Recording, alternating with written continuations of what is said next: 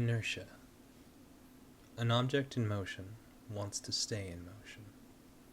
An object at rest wants to stay at rest. We have been still for so long. Living had been a problem a long time ago. It was a thing we struggled for and against for as long as humanity was in its infancy. Then, one day, we grew up, and we learned to live forever.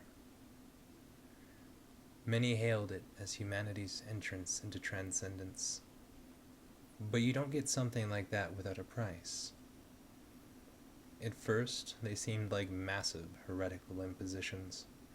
Wars were waged over the right to have children. Thousands died from moment to moment in the wake of our transcendence. Thousands of impossibly long lives.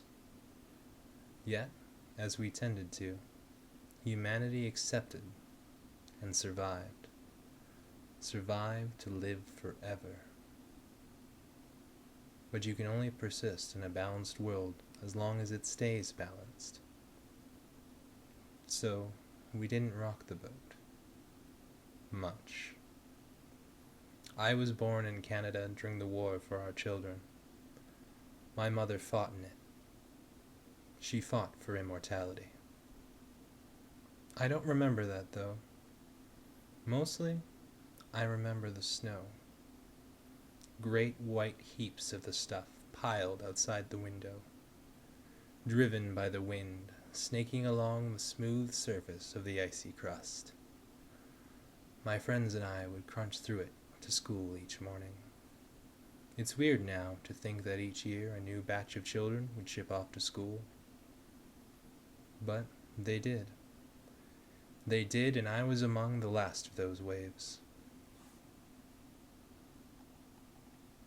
They say that everyone remembers things from their childhood more clearly than middle adulthood. To me, it feels true. I can still remember freezing my tongue to the fence outside the school and feeling the warm water trickle over it, sealing my freedom. But I couldn't tell you what I've done for the last 100 years.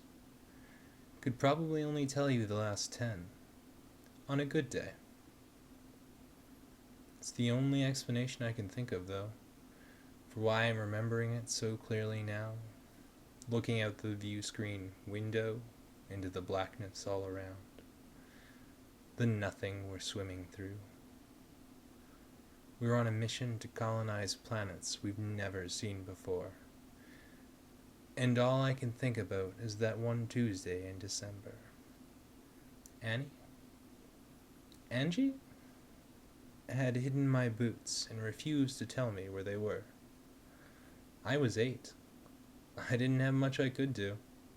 I kicked her in the shins and tattled. I got my boots back. And a bout of detention.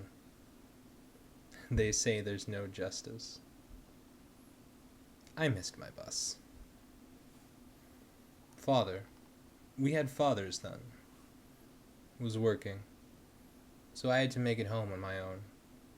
It wasn't far, just across town.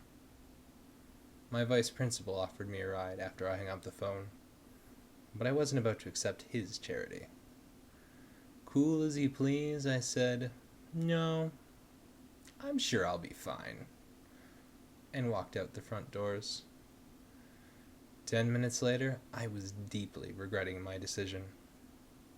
I'm sure my vice principal was too, because it was minus 30 out, and if anything happened to me, it was his ass.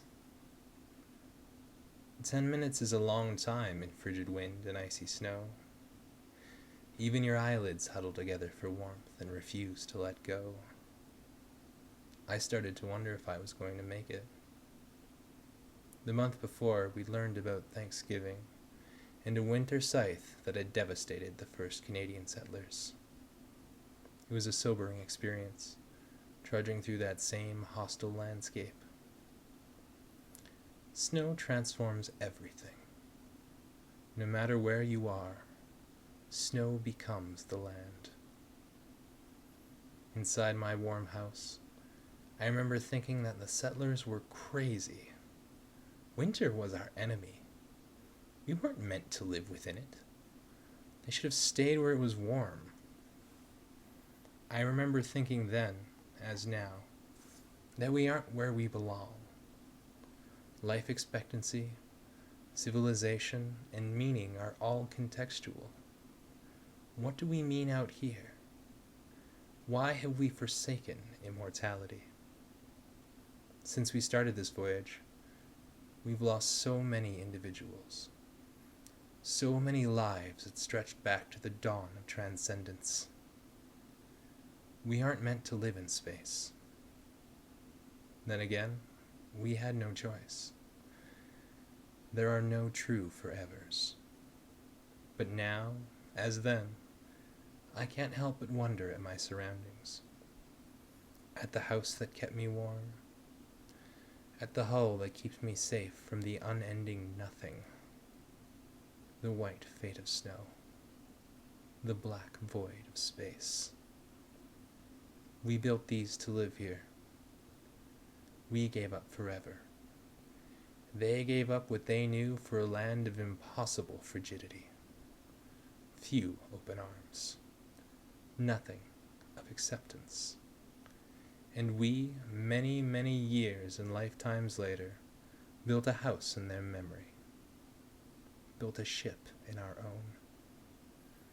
And we live because that's what you do when the world changes.